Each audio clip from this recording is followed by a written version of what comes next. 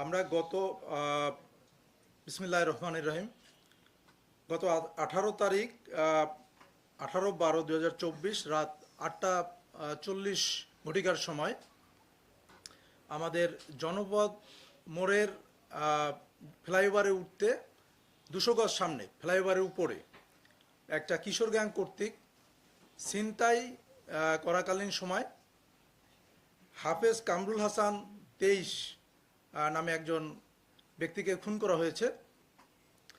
তো ঘটনাটা ছিল এরকমের যে হাফেজ কামরুল হাসান উনি ওনার বন্ধুদের সাথে সাজেক যাওয়ার উদ্দেশ্যে বাসা থেকে রায়েরবাগ থেকে বাসে করে আসছিলেন এবং তিনি ফ্লাইওভারের উপরে নেমে তারপরে জনপদ মোড়ের যে ফ্লাইওভার উঠতে উনি ওই পথ দিয়ে নামার চেষ্টা করছিলেন এবং ওইটা নামার আগে 200 গজ সামনে 5 জন কিশোর, তারা হলো শাকিল, মোহাম্মদ আশরাফ, রোহান, শিফাত এবং আপন।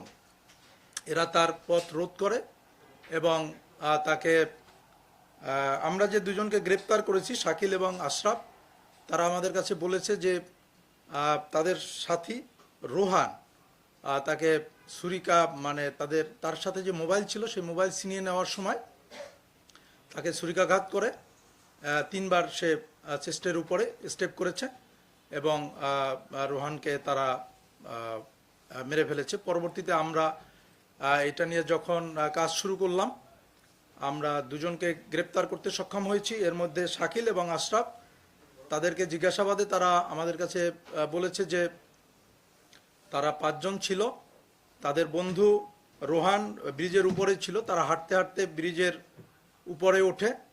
এই আশরাফ, শাকিল, শিফাত এবং আপন এবং এই যে রোহানের সাথে দেখা হয় এবং ওই ব্যক্তি যখন আমাদের ডিসিস্ট তিনি যখন ফ্লাইওভার থেকে জনপদ মোড়ের দিকে নামছিলেন সেই সময় তার কাছে একটা মোবাইল ছিল, মোবাইলে সম্ভবত তিনি কথা বলছিলেন।